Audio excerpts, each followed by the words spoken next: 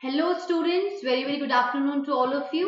तो मैं आपका सभी का वापस से स्वागत करती हूँ let's crack NEET UG Unacademy, India का नंबर 1 प्लेटफॉर्म पर। मैं आपकी नीट यूजी की educator doctor Neetu Bhavnani, by profession doctor हूँ और पिछले 7 सालों से नीट के स्टूडेंट्स को पढ़ा रही हूँ।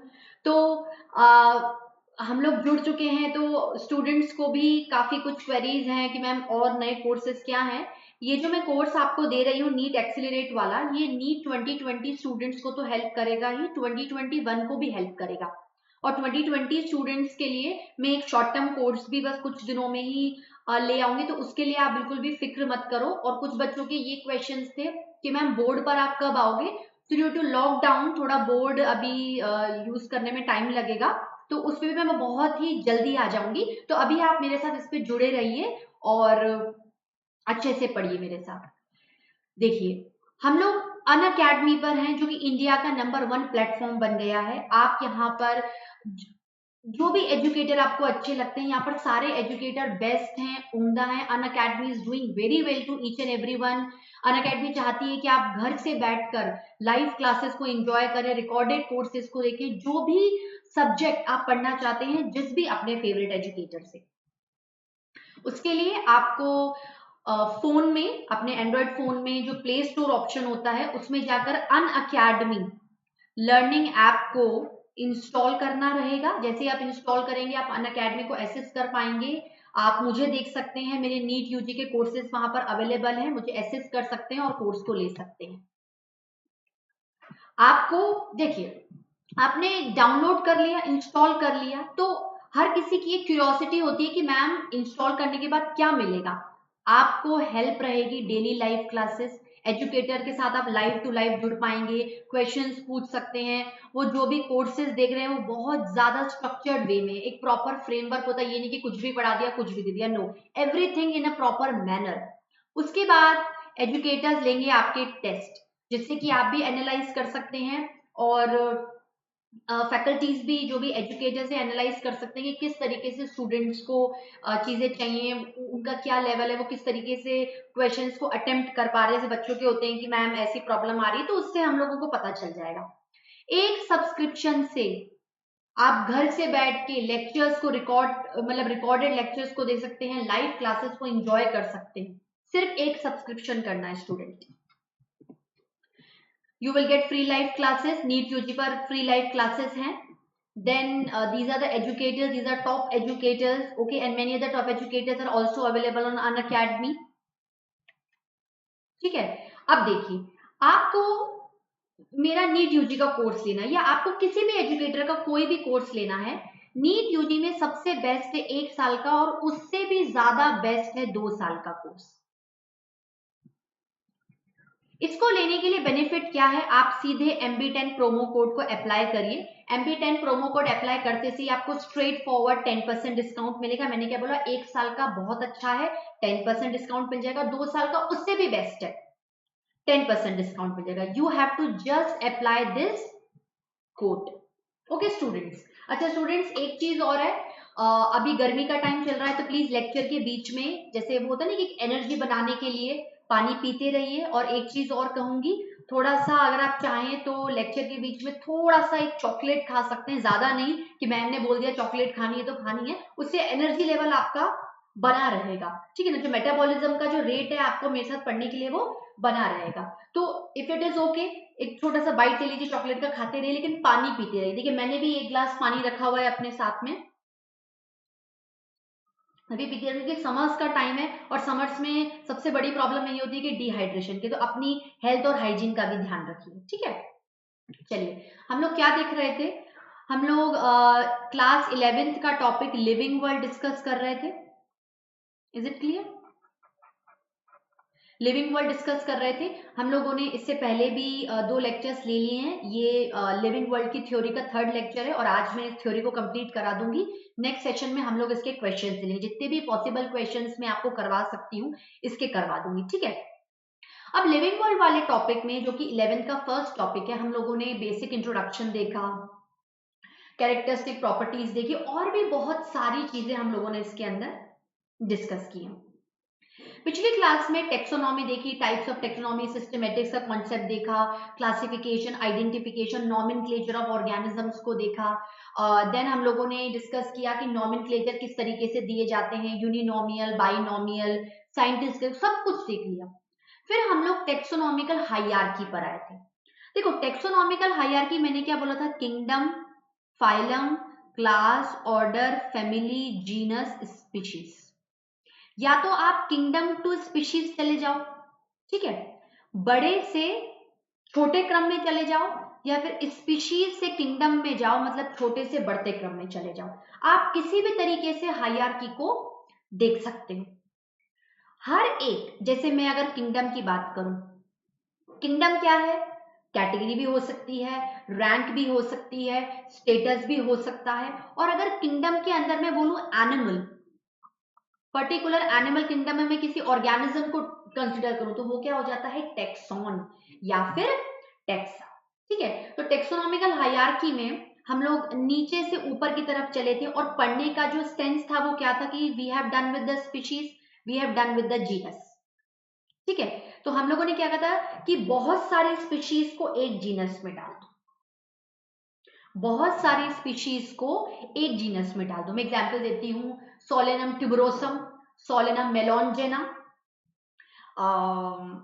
Panthera leo, Panthera pardus, Panthera tigris.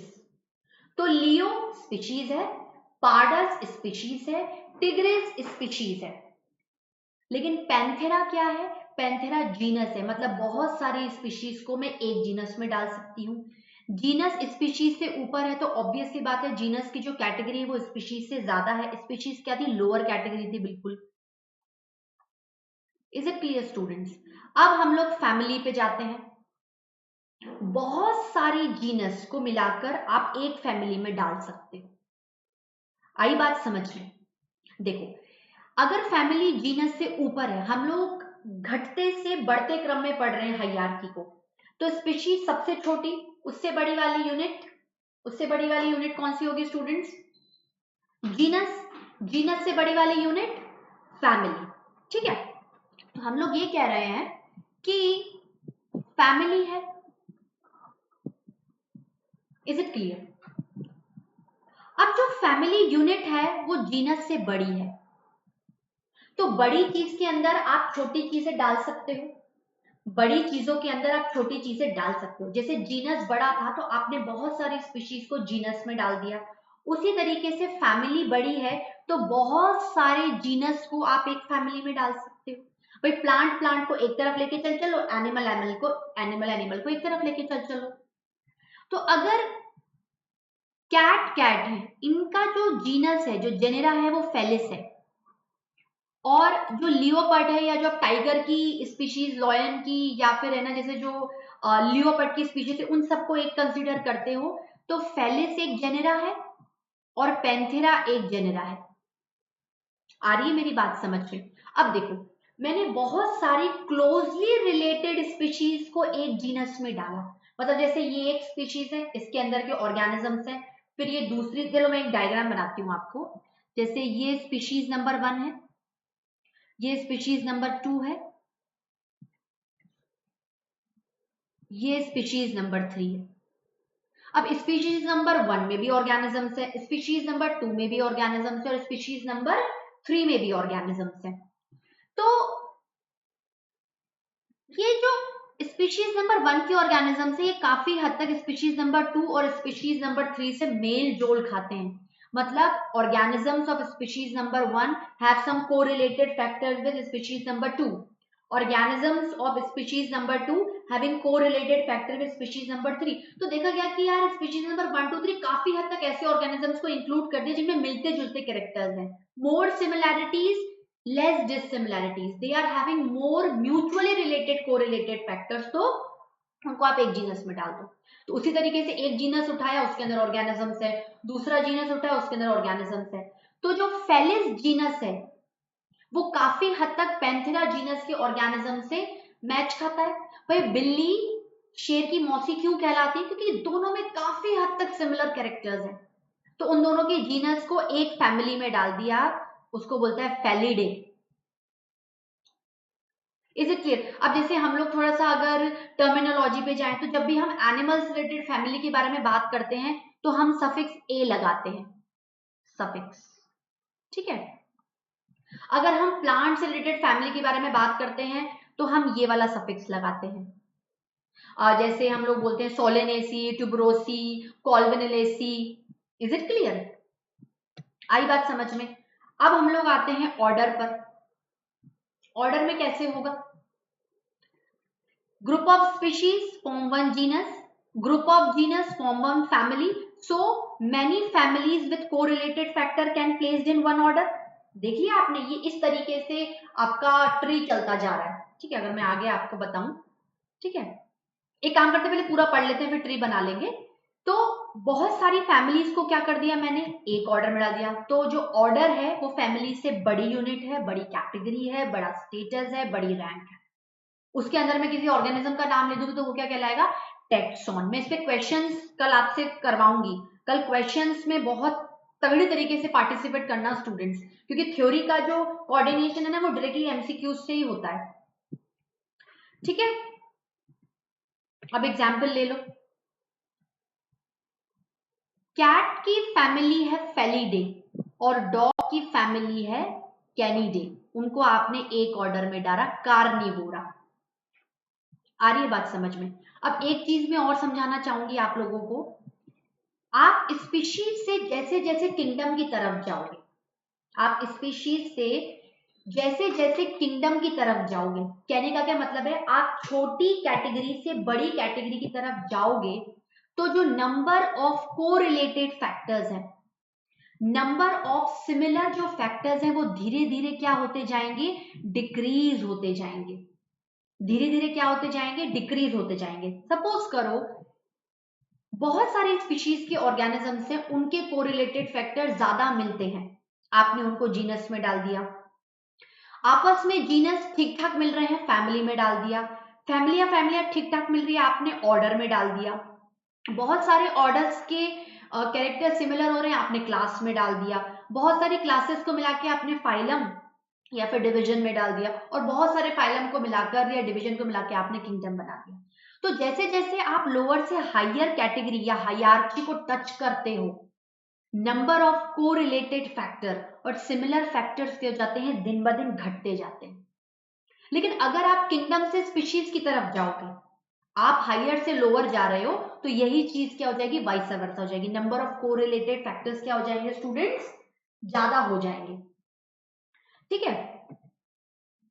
तो आई बात समझ में? ये देखो, कैट की फैमिली है फेलिडे, इनके कैरेक्टर्स काफी हद तक डॉग से मैच खा रहे हैं, तो आपने इनको एक ऑर्डर में डाला, कार्निवोरा। कार्निवोरा मतलब कार्निवोर्स जो डायरेक्टली एनिमल्स पे डिपेंड करते हैं, उनके फ्लैश को खाते हैं। They are having more prominent that canines, इनके जो कैनाइंस जो टीथ होते हैं, डाइजेशन में पड़ेंगे, वो बहुत ज्यादा पॉइंटेड होते हैं, जिससे कि वो फ्लैश को क्या कर सके, टीयर कर सके। कार्निवोर्स एनिमल ईटिंग ऑर्गेनिजम्स, जैसे हर्बीवोर्स हम लोग इकोसिस्टम में देखेंगे, हर्बीवोर्स होते हैं, वो डायरेक्टली प्लांट को खाते हैं। जैसे गाय है वो प्लांट को खाएगी, वो घास को खाएगी। उसके बाद में क्या, उसकी बॉडी में ऐसे एंजाइम्स हैं जो सेल्यूलोज को डाइजेस्ट कर सकते हैं, वी डोंट हैव, ठीक है। हम लोग एनिमल प्रोटीन को ज्यादा जल्दी पचा सकते हैं, एनिमल चीजों को जल्दी पचा सकते हैं इन कंपैरिजन टू प्लांट। ये आगे बताऊंगी, मैं थोड़ा रिलेटेड बता रही हूं इसलिए। अब क्लास है, ठीक है, ये क्लास है, इज इट क्लियर? अब क्या होगा, बहुत सारे ऑर्डर्स को, सॉरी फैमिली नहीं ऑर्डर्स, बहुत सारे ऑर्डर्स को आप क्लास में डाल दो, तो क्लास की यूनिट ऑर्डर से बड़ी हुई कि छोटी हुई, बिल्कुल बड़ी हुई, ठीक है। जैसे ऑर्डर चिरोप्टेरा, ये क्या है स्टूडेंट्स, अभी जब मैं आपको एनिमल किंगडम प्लांट किंगडम पे आऊंगी ना तो ज्यादा बेहतर समझ में आएगा। अभी आप इसको देख लो, रोडेंशिया मतलब रोडेंट्स जिनके जो टीथ होते हैं वो एंटीरियरली, बहुत चूहा, उसको रोडेंट्स बोलते हैं। वो क्या करता है, किसी भी चीज को घर में ऐसे काट देता है, क्योंकि उसके आगे के जो बोलते हैं ना कि एंटीरियर टीथ होते हैं वो बहुत ज्यादा प्रोमिनेंट होते हैं, वो किसी भी चीज को कुतर सकता है, कुतरना, ठीक है, रोडेंशिया। इसको आपने मेमेलिया में डाल दिया।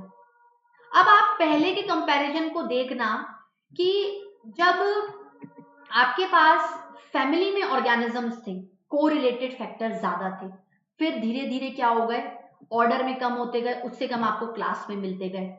अब आप क्या करो, बहुत सारी क्लासेस को मिलाकर एनिमल के एक फाइलम में डाल दो और बहुत सारी क्लासेस को मिलाकर आप एक डिवीजन में डाल दो। आ रही है बात समझ में? तो assemblage of close related classes, unit higher than class.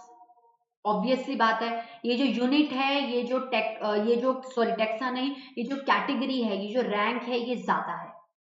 ठीक है स्टूडेंट्स, उसके बाद क्या होगा, जैसे एव्स क्लासेस हैं जिनके अंदर बर्ड्स आती हैं, रेप्टिलिया है जिनके अंदर रेप्टाइल्स आते हैं, सक्सेसफुल टेरेस्ट्रियल एनिमल्स, और मैमल्स, हम ह्यूमन बींग्स, ये फाइलम कॉर्डेटा में आ जाते हैं। कॉर्डेटा मतलब, कॉर्डेटा का क्या मतलब होता है स्टूडेंट्स? कॉर्डेट्स, नॉन कॉर्डेट्स, जिनका संबंध वर्टिबल कॉलम से है। ठीक है, और इसको मैं कलर चेंज कर लेती हूं, और वर्टिबल कॉलम से पहले नोटोकॉर्ड से है। Urochordata, cephalochordata and Chordata, animal kingdom में बताऊंगी। ठीक है, उसके बाद क्या आएगा स्टूडेंट? उसके बाद आता है किंगडम। उसके बाद क्या आता है? किंगडम, पानी पीते रहिए। ठीक है, किंगडम टेक्सोनॉमिक हायरार्की, जो अगर क्वेश्चन पूछूं तो टेक्सोनॉमिक हायरार्की को और क्या कह सकते हैं हम लोग? क्वेश्चन आया, बताओ, अभी के अभी क्वेश्चन पूछे, जवाब दो। टेक्सोनॉमिक हायरार्की को आप और क्या कह सकते हो? अरे लीनियर हायरार्की, क्योंकि लीनियर सर ने इसको डेवलप किया था, समझा था, और इसको एक आइदर असेंडिंग और डिसेंडिंग ऑर्डर में अरेंज किया था। तो किंगडम क्या है? हाईएस्ट कैटेगरी है, हाईएस्ट यूनिट है, हाईएस्ट रैंक है। प्लांट्स के अंदर बहुत सारे डिविजन्स को आप एक किंगडम में डाल सकते हो। प्लांट किंगडम में डिवीजन है Thallophyta, Bryophyta, Pteridophyta, gymnosperm, angiosperms. बहुत सारे फाइलम से एनिमल में, पोरिफेरा, निडेरिया, स्टीलियनट्रेटा, Platyhelminthes, Aschelminthes, Annelida, Arthropoda, Mollusca, Echinodermata डाल दो एनिमल किंगडम में। आई बात समझ में स्टूडेंट्स? चलो अब देखो, इस चैप्टर का एक लास्ट टॉपिक उठाते हैं, टेक्सोनॉमिकल एड्स। एड्स हम बोलते ना, अरे इसको चोट लग गई है, फर्स्ट एड लेके आना। बोलते हैं स्टूडेंट सब लोग कि इसको चोट लग गई है, फर्स्ट एड लेके आना। फर्स्ट एड मतलब जो आपकी हेल्प के लिए सबसे पहले खड़ा है। Help, assist, help, assist. ठीक है, अब देखो, हमें किसी भी ऑर्गेनिज्म को पढ़ना है, उसको आइडेंटिफाई करना है, क्लासिफाई करना है, सब कुछ अच्छे से देखना है। तो अगर मुझे इस प्रोसीजर में कोई हेल्प कर देगा तो मुझे बुरा लगेगा? मुझे बिल्कुल बुरा नहीं लगेगा। मुझे क्यों बुरा लगेगा? तो ये ऐसी एडिटिव थिंग्स हैं जो टेक्सोनॉमी को पढ़ने में काफी हेल्प करती हैं। टेक्सोनॉमी का मतलब क्या है? Identification,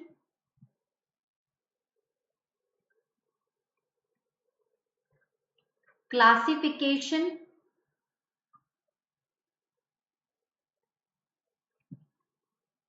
and nomenclature.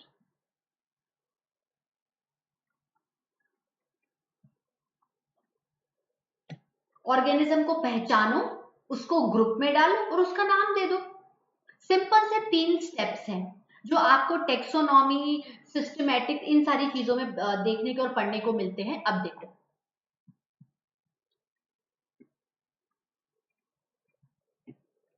सबसे पहले जो टेक्सोनॉमिक एड है वो है हर्बेरियम, फिर है बोटैनिकल गार्डन्स, फिर है museum, zoological parks and keys. बहुत आसान है, अभी मैं आपको बताऊंगी, खुद ब खुद समझ में आ जाएगा। की का कॉन्सेप्ट में थोड़ा सा एग्जाम्पल देके समझाऊंगी आपको। देखो, हर्बेरियम क्या होता है? हर्बेरियम जैसे हम लोग स्कूल्स में जब छोटे थे तो हमें भी कहा जाता था कि एक काम करो, एक फूल को ले लो और उसको ऐसे कॉपी के बीच में दबा दो। थोड़े टाइम बाद आप देखना गुलाब का फूल जैसे हम लोग घरों में भी लेते हैं, कुछ टाइम बाद आप देखना, या फिर आपके घर में पूजा घर में भी किताबों के बीच में फूल आपकी मम्मी दादी रख देती होंगी, तो थोड़े टाइम बाद जब आप उस कॉपी को खोलोगे तो वो फूल बिल्कुल चिपक जाएगा, उसका पानी मॉइस्चर जो भी होगा वो सब खत्म हो जाएगा, वो एक ड्राई मैटर की फॉर्म में हमारे लिए, उसमें कोई भी मॉइस्चर कंटेंट बचा नहीं है अब। तो ऐसे फिर आप जब उसको पत्ती को उठाओगे तो बिल्कुल क्रश हो जाएगी, मतलब वो एक तरीके से आपने उसको क्या कर दिया, उसको अलाउ किया कि तुम सूख जाओ और प्रेस होकर वहीं प्रिजर्व हो जाओ। ये कॉन्सेप्ट हर्बेरियम का है भाई। जैसे आपने एक प्रैक्टिकल डेमोन्स्ट्रेट भी कर लेना है इसको, भाई जैसे आपने फूल उठाया, कॉपी उठाई, कॉपी के अंदर रख के उसको दबा के 2 दिन के लिए रख देना, तो फूल क्या हो जाएगा, तो ड्राई हो जाएगा, प्रेस हो जाएगा और प्रिजर्व हो जाएगा, उसका कहीं ना कहीं छाप भी कॉपी पर छोड़ेगा वो। तो एक तरीके से जो हर्बेरियम है वो store house of collected plant specimen है। आप चाहते हो कि मैंने जो मेहनत करी है, मैंने जो रिसर्च करी है, मैं उसको सालों साल प्रिजर्व करके रखूं। चलो मैं जैसे आज किसी चीज की डिस्कवरी कर रही हूँ, अब मैं कब तक जीऊंगी मुझे थोड़ी पता है। मान लो मैंने जो डिस्कवरी की, मैं चाहती हूँ कि मेरे स्टूडेंट्स को या मेरे आगे आने वाले फॉलोअर्स को या पूरी दुनिया को, जनता को ये चीजें पता चलें, तो मुझे कहीं ना कहीं उन चीजों को प्रिजर्व करना पड़ेगा। इसलिए नीलियस सर ने बुक लिख दी, सिस्टमा नेचुरे स्पीशीज प्लांटेरम, जिससे कि लोगों को बाइनोमियल नोमेनक्लेचर के सिग्निफिकेंस के बारे में पता चल पाए। आ रही बात समझ में? तो हर्बेरियम में क्या है कि ये जो कॉपी वाला कॉन्सेप्ट है ये तो बहुत लो लेवल पर होता है, ठीक है, हम लोग हर्बेरियम को हायर लेवल पे यूज कर रहे हैं, ठीक है। यहां पर क्या है, आपने शीट ले ली, अब आप किसी भी प्लांट स्पेसिमेन को लगा लो, चिपका लो इसको। एक स्टूडेंट को बोला तुम एक शीट बनाओ, हर एक शीट एक हर्बेरियम शीट है, एक कह सकते हैं कि ये बिल्कुल सही लिखा है, रिपोजिटरी स्टोर हाउस है। ये प्लांट्स को आगे देखने में, आगे प्रिजर्व करने में हेल्प करता है, ठीक है। अब जैसे एक स्टूडेंट ने ये एक हर्बेरियम शीट बनाई, फिर दूसरे ने ये बनाई, अब मैंने एक के ऊपर एक रख दी, कुछ टाइम बाद बच्चों ने पूछा मैम किसकी सबसे अच्छी थी, मैम तो कंफ्यूज हो गई, पता ही नहीं है, मैंने तो नाम ही नहीं लिखा, पूछा ही नहीं। ओके, तो हर्बेरियम शीट की आपको ये जनरल साइज ये रखनी है, एक साइज ही पता होनी चाहिए, ऐसा नहीं बड़ी सी शीट ले आए बच्चे, तो ये साइज है, ये नीट में इसके बारे में क्वेश्चन पूछा जाता है, ठीक है। और जो भी आप प्लांट स्पेसिमेन उसमें ड्राई, प्रेस और प्रिजर्व करोगे, उसमें आप डेट ऑफ कलेक्शन, किस दिन आपने प्लांट को उठाया, किस जगह से आपने प्लांट को उठाया, ठीक है, उसका लोकल नेम क्या है, कौन सी लैंग्वेज में उसको लोकल कहा जाता है, उसका बोटानिकल नेम लिखो, उसकी फैमिली लिखो, और आप जिसने कलेक्ट किया है उसको, ये पांचों चीजें आपको यहां पर लिखनी पड़ेंगी। तो ये पर्टिकुलरली एक हर्बेरियम शीट हो गई, ठीक है। जैसे स्कूल्स में ये काम करवा सकते हैं, कॉलेजेस में, यूनिवर्सिटी में, तो आराम से इसको करके आप हर्बेरियम शीट को एक के ऊपर एक अरेंज करके सालों साल जो अपनी नॉलेज है उसको प्रिजर्व कर सकते हो और बाद में कभी देख भी सकते हो, ठीक है। छोटे हर्बेरियास कलेक्ट, जैसे कोई रूम है उसमें आपने एक कार्डबोर्ड लगा दिया, एक बड़ी सी अलमीरा रख दी और आपने हर्बेरियम शीट्स को एक के बाद एक अरेंज किया है, तो वो छोटे लेवल पे भी पॉसिबल है, बड़े लेवल पे भी पॉसिबल है। When we go through botanical gardens, botanical garden मतलब botany related to plants, plant, botany नहीं होता है, बॉटनी होता है, प्लांट्स प्लांट्स प्लांट, आपने सुंदर सुंदर बड़े बड़े लॉन्स में गार्डन्स बना रखे हैं, एक टूरिस्ट अट्रैक्शन, एक एंटरटेनमेंट फैक्टर है, एक ब्यूटी प्रोवाइड कर रहा है वो आपकी कंट्री को। तो एक तरीके से herbaria can be accommodated with in a large botanical garden, वहां पर सारे प्लांट्स को प्रॉपर केयर, मैनेजमेंट, उनकी ब्रीडिंग, कल्टीवेशन सब किया जाता है, ठीक है। लेट्स ड्रिंक वाटर स्टूडेंट्स,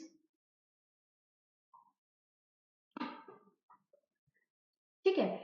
तो अब इसकी जरूरत क्या पड़े भाई, इतनी मेहनत करने की क्या जरूरत है, अगर आप प्लांट की स्पीशीज को सालों साल प्रिजर्व कर रहे हो, तो कोई भी जैसे आप प्लांट को खोज रहे हो, तो कोई ना कोई, अगर मान लो कोई इंडेंजर्ड स्पीशीज है या वो स्पीशीज खत्म होने वाली है, तो आप नॉलेज में आ जाओगे कि नहीं मैम देखो हमने इस स्पीशीज को ढूंढा तो ये तो बहुत ही कम थी, तो ये स्पीशीज इंडेंजर्ड है, तो इनके बारे में थोड़े मेजर्स ले सकते हैं, आप इन्फॉर्म कर सकते हो गवर्नमेंट। ये सब चीजें क्या होती हैं, आपको एक स्टेप फॉरवर्ड बनाती हैं।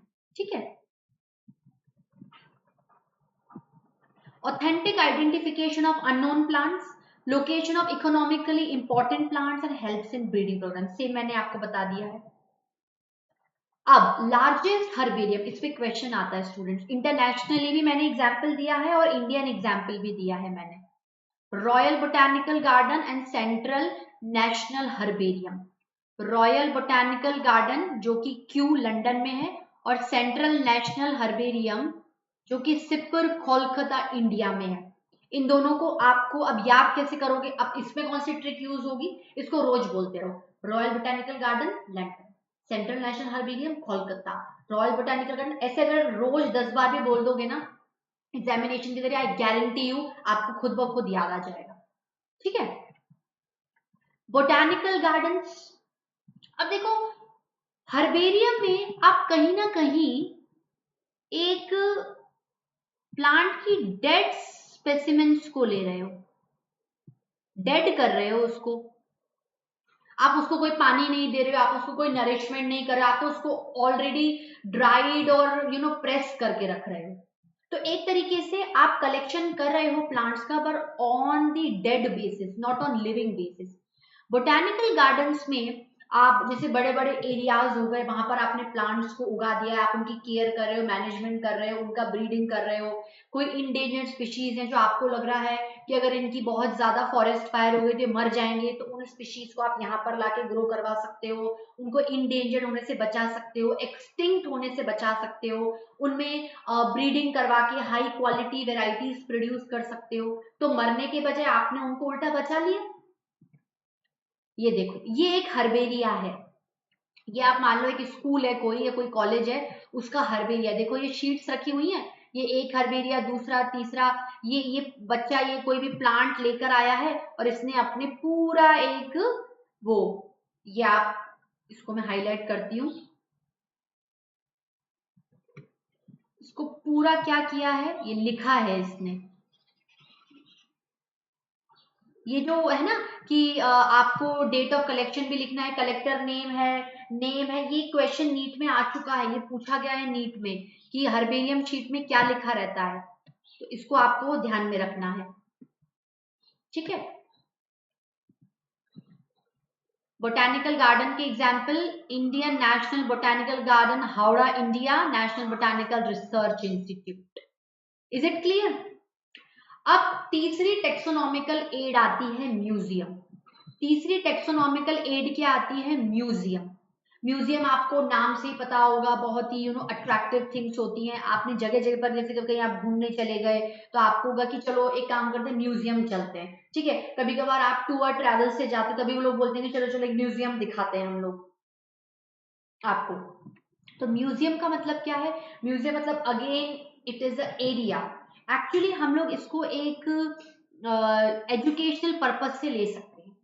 जैसे कोई रिसर्चर है, वो कुछ ढूंढ रहा था तो उसको ऐसी यूनिक चीज मिली है जो वो चाहता है कि पूरी दुनिया को पता चले। अब एक एक के पास तो जाएगा नहीं, अभी सोशल मीडिया पे दिखाना इतना पॉसिबल है नहीं, मान लो उसकी चोरी हो गई, तो ये चीजें क्या करते हैं, एक पर्टिकुलर जगह पर स्टोर कर देते हैं और उनको लॉक कर देते हैं कि लोग आइए, दूर से देखिए, एजुकेशन लीजिए, एंटरटेनमेंट लीजिए, एंड दैट्स इट। म्यूजियम में अगर कोई भाई ले देखिए, लिविंग ऑर्गेनिजम्स की बात करें तो प्लांट की भी चीजों को स्टोर कर सकते हैं, एनिमल की चीजों को भी स्टोर कर सकते हैं। अब कोई इंसेक्ट है, ठीक है, या आपको कोई लिविंग ऑर्गेनिज्म, जैसे ममीज के बारे में आप लोगों ने सुना होगा, उन्हें स्टोर करके रखते हैं, तो कोई भी लिविंग ऑर्गेनिज्म अगर उसको आपको बहुत लंबे टाइम तक स्टोर करना है तो आपको कोई ना कोई एक ऐसा मीडियम लेना पड़ेगा, उस मीडियम को आप प्रिजर्वेटिव सॉल्यूशन कहोगे, उसमें रख दो, उसमें कहीं ना कहीं कुछ ना कुछ वो बोलते हैं ना कि उस प्रिजर्वेटिव सॉल्यूशन में वो चीजों को सड़ने नहीं देगा, फर्मेंट नहीं होने देगा, डिग्रेडेशन नहीं होगा उसका।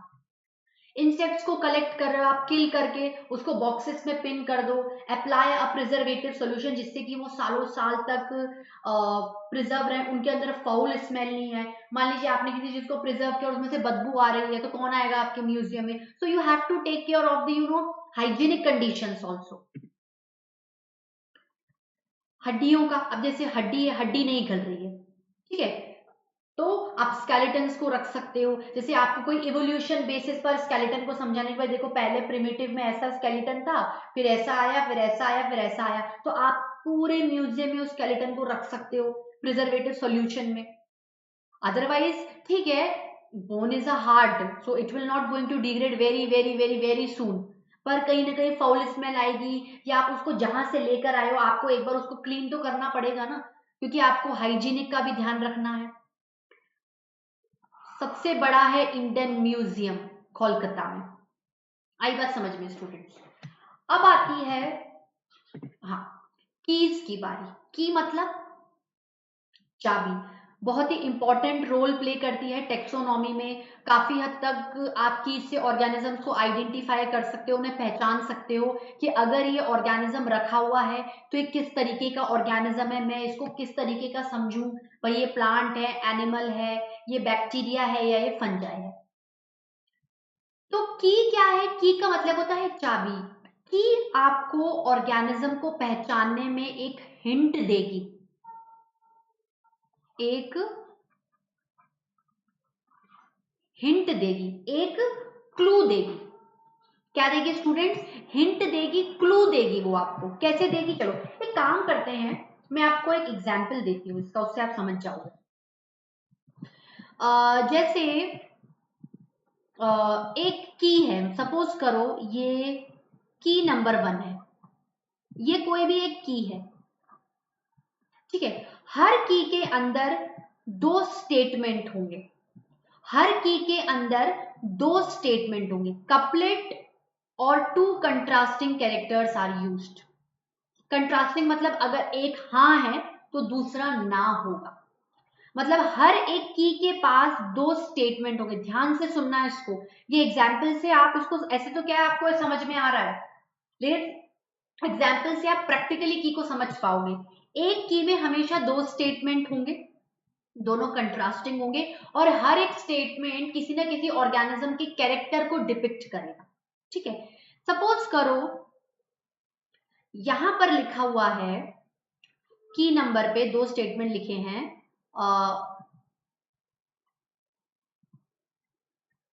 हैविंग सेल वॉल,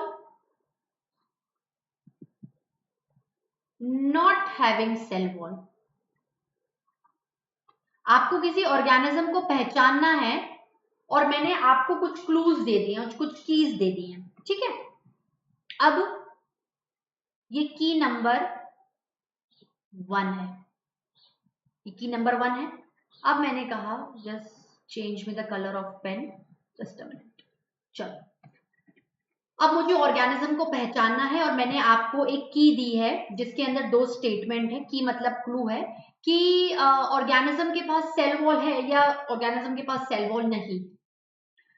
अब अगर ऑर्गेनिज्म के पास सेल वॉल है, अगर ऑर्गेनिज्म के पास सेल वॉल है तो इसी की पर जुड़े रहो। अगर ऑर्गेनिज्म के पास सेल वॉल नहीं है तो गो टू की नंबर 4। आ रही बात समझ में? देखो ध्यान से देखो, अगर ऑर्गेनिज्म के पास सेल वॉल है तो यहीं पर रहो, ठीक है, यही तुम्हारा क्लू है। अगर ऑर्गेनिज्म के पास सेल वॉल नहीं है तो आपको सीधे की नंबर 4 पे जाना है, क्लू नंबर 4 पे जंप करो। एक तरीके से गेम खेल रहे हैं हम लोग, मतलब ना तो 2 नंबर पे रहना है ना ही 3 नंबर पे रहना है, सीधे चौथे नंबर पे कूदना है आपको, ठीक है। अब चौथे नंबर पर अगेन एक की है तो again I am going to have 2 characters, 2 statement. फिर स्टेटमेंट आया हैविंग एंडोस्केलेटन,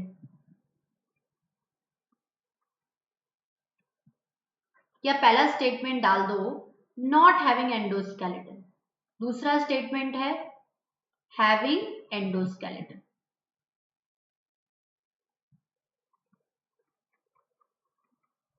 अब चौथे की में again you are going to have two characters, two contrasting है। देखो एक हाँ बोल रहा है, एक ना बोल रहा है। अब क्या करूं? अब मैंने कहा कि चौथी की में है। अब आपने बोला कि अच्छा एक ऑर्गेनिज्म है, उसके पास सेल वॉल तो नहीं है, मतलब सेल मेम्ब्रेन तो दोनों के पास होती है, तो काफी हद तक आपका दिमाग क्या एनिमल पे गया, ठीक है, क्योंकि एनिमल्स में सेल वॉल नहीं होती है। फिर आप की नंबर 4 पे गए, ये बोल रहे हैं यार एंडोस्केलेटन है। अब एंडोस्केलेटन तो एनिमल्स में होता है, तो आपने कहा कि यार मेरा दिमाग ना हैविंग एंडोस्केलेटन पे घूम रहा है, ठीक है। अब इन्होंने बोला चौथे की में कि अगर ओके, अगर आप अपने हिसाब से समझते हैं नॉट हैविंग एंडोस्केलेटन, तो आप की नंबर 4 पर स्टक करिए। अगर आपको लगता है कि मैं जो सोच रहा हूं मेरा क्लू हैविंग एंडोस्केलेटन वाला है, तो गो टू की नंबर 9, मतलब 5वां छोड़ दो, छठा छोड़ दो, 7वां छोड़ दो, 8वां छोड़ दो, 9वें पर आ जाओ। 9वीं की पर चले गए आप। अगेन 9वीं की पर क्या होगा? दो कैरेक्टर्स होंगे, दो स्टेटमेंट होंगे, statement of two contrasting characters, couplet, ठीक है। अब क्या है, 9वीं की पर पहला स्टेटमेंट लिखा हुआ है, मैं आगे लिख देती हूं इसमें। 9वीं की पर पहला स्टेटमेंट लिखा हुआ है जॉइंटेड अपेंडेजेस,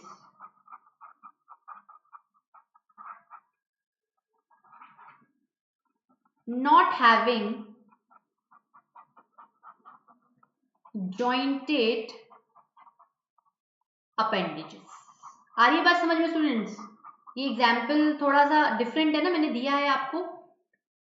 अब आप बोलोगे कि यार मैं की नंबर 9 पे आ चुका हूं और की नंबर 9 पे लिखा हुआ है कि ऑर्गेनिज्म में या तो जॉइंटेड अपेंडेजेस है या नहीं। अब आपका दिमाग दौड़ा कि पहली जो की थी, मतलब देखो हर की आपको एक लीड दे रही है, आपको एक लीड दे रही है। हर की में जो दो स्टेटमेंट है उसमें से एक को आपको चूज करना है, दूसरे को क्या करना है, रिजेक्ट करना है। यही आप कर रहे थे। पहले में आपने कहा सेल वॉल को रिजेक्ट करो, नॉट हैविंग सेल वॉल को चूज करो, की नंबर 4 पर आ गए। हैविंग एंडोस्केलेटन को सेलेक्ट करो, नॉट हैविंग को रिजेक्ट करो, की नंबर 9 पर आ गए। उसके बाद जॉइंटेड अपेंडेजेस। अब आपने बोला यार सेल वॉल भी नहीं है, एनिमल है, एंडोस्केलेटन है, एनिमल है, जॉइंटेड अपेंडेजेस है। अब मैं समझ गई, ये एक ऐसा एनिमल है जो फाइलम आर्थ्रोपोडा का है। एनिमल हो गया, सेल वॉल नहीं है, एंडोस्केलेटन है, जॉइंटेड अपेंडेजेस है। मुझे मेरा आंसर इस की के थ्रू, लीड के थ्रू मिल गया। आई बात समझ में? आया? की का एग्जाम्पल आया? नहीं है, बुक में नहीं दिया हुआ ये एग्जाम्पल। अब अदर एड्स के बारे में बात करते हैं, ठीक है। जैसे एक मैनुअल, एक छोटी सी हैंडबुक ले ली हमने, हमने थोड़ी थोड़ी आसपास की कुछ स्पीशीज को आइडेंटिफाई किया, उसको लिख लिया, तो एक हिस्ट्री बन गई। फ्लोरा, फ्लोरा देखो, फ्लोरा जनरली प्लांट को इंडिकेट करता है और फोना एनिमल को। Flora fauna, flora fauna. Flora भी एक बुक है जिसमें आप प्लांट्स के बारे में, उनकी जगह को लेकर, जैसे आपने एक बुक लिख दी हैबिटेट पे कि ये सिर्फ टेरेस्ट्रियल प्लांट्स के बारे में है, ये एक्वेटिक प्लांट्स के बारे में है, ये थोड़ा सा सब एक्वेटिक सबमर्ज्ड है, या जो डीप पानी में रहने वाले उनके बारे में लिख लिया आपने। Monograph, information of a particular category. Category क्या है? किंगडम पे पूरा लिख दिया आपने, फाइलम में कैटेगरी है, सब कुछ लिख दिया आपने। किसी भी कैटेगरी को पकड़ के जब आप किसी चीज की रिसर्च करके उसको हैंड रिटन में लिखते हो, तो वो ये सारी चीजों में आ जाती है कि मैनुअल कुछ है, फ्लोरा कुछ है, मोनोग्राफ है। मोनोग्राफ। कैटलॉग, ये एक पर्टिकुलर एरिया है, इसमें जितने भी स्पीशीज रह रही हैं, डॉग की भी, कैट की भी, एनिमल की भी, बर्ड्स की भी, मैंने सबके बारे में एक जगह लिख दिया है। पर मैंने एक पर्टिकुलर एरिया को पकड़ा है, मैंने उस एरिया की इकोलॉजी को समझा, उस एरिया के इकोसिस्टम को समझा कि भाई इतनी पॉपुलेशन है, हर स्पीशीज की पॉपुलेशन है, डॉग भी रहता है, कैट भी रहती है, बर्ड भी रहती है। Getting my point? ये किस तरीके से एबायोटिक कंपोनेंट के साथ जुड़े हुए हैं, वो सब कुछ मैंने कैटलॉग में लिख दिया, क्योंकि मैं अगर स्पीशीज के बारे में पढ़ूंगी तो मुझे इसके इंटरैक्शन के बारे में भी पढ़ना पड़ेगा। आ गई बात समझ में स्टूडेंट्स? की का समझ में आया? चलो आज तो चैप्टर बड़ी जल्दी खत्म हो गया, ठीक है। देखो, तो हम लोगों ने क्लास 11th का first topic living world, I hope students में जितना आपको अच्छे से समझा सकी हूं मैंने समझाया है, ठीक है। हम लोगों ने इस चैप्टर को आज इसकी थ्योरी कवर कर ली है। नेक्स्ट लेक्चर में हम लोग इसके क्वेश्चंस को कवर कर लेंगे। दिस कोर्स आपको 2021, 2022 और हर बच्चे की हेल्प करेगा, ऐसा मत समझो। लेकिन अगर 2020 स्टूडेंट्स को एक शॉर्ट टर्म कोर्स चाहिए वो भी मैं जल्दी दे दूंगी आप लोगों को। लेकिन अभी जो आप पढ़ रहे हो ना उसको फोकस करो, जो लेक्चर में आपको पढ़ाती हूँ आप पर्टिकुलरली उस पर फोकस किया करो। थोड़ी देर के लिए इधर उधर की बातें भूल जाओ, मत सोचो, ठीक है। और अपनी एनर्जी लेवल को मेंटेन करने के लिए पानी पीते रहो, ठीक है स्टूडेंट्स। तो अब जैसे स्टूडेंट्स का रहता है कि मैम थोड़ा जोक्स भी क्रैक करो, तो जोक्स को क्रैक करने के लिए हम लोग अलग से सेशन ले लेंगे। लेकिन अगर पढ़ाई के बीच में मैं इतने जोक्स को क्रैक करने लग गई ना तो फिर मुझे लगता है आप कुछ टाइम बाद बोलोगे मैम आप पढ़ाने में इंटरेस्टेड कम हो। सो मैं एक एजुकेटर हूँ, तो मैं आपको पूरा 100% दे रही हूँ, तो बच्चे लोग आप भी मुझे फुल कोऑपरेट करो। Is it clear? कोई आपको कमी दिखती है बिंदास बोलो, कोई दिक्कत नहीं है, उसको हम लोग इफेक्टिवली यूज करेंगे। अनअकैडमी आपको हमेशा एक नंबर 1 लर्निंग प्लेटफॉर्म ही देगा, कभी भी वो आपको लेट डाउन नहीं करेगा, ठीक है। आप हमारे साथ जुड़े रहिए, हम आपके साथ जुड़े रहेंगे। तो इसी के साथ लिविंग वर्ल्ड का जो ये टॉपिक है आज उसकी थ्योरी मैंने कवर करवा दी है। अगर आपको मैं अच्छी लगी, मेरा कोर्स अच्छा लगा, आप मेरे साथ अनअकैडमी के channel let's crack NEET UG के साथ जुड़ना चाहते हैं, आगे के लेक्चर्स को देखना चाहते हैं, बेल आइकन को हिट करिए, सब्सक्राइब करिए। 2 साल का कोर्स मैंने आपको बताया बेस्ट है, उसके लिए MB10 प्रोमो कोड आप यूज करिए, आपको स्ट्रेट फॉरवर्ड 10% डिस्काउंट मिल जाएगा। तो आज का सेशन यही ओवर करती हूँ स्टूडेंट्स, होप आपको समझ में आया होगा। Thank you so much for listening me, for hearing me this lecture. अगले लेक्चर में इस चैप्टर के MCQs को कवर करके इस चैप्टर को हम लोग क्या करेंगे, पूरा ओवर कर देंगे और नेक्स्ट चैप्टर 11th में स्टार्ट कर लेंगे, ठीक है स्टूडेंट्स। तो आज के लिए इतना ही। Thank you so much, have a nice day, bye bye.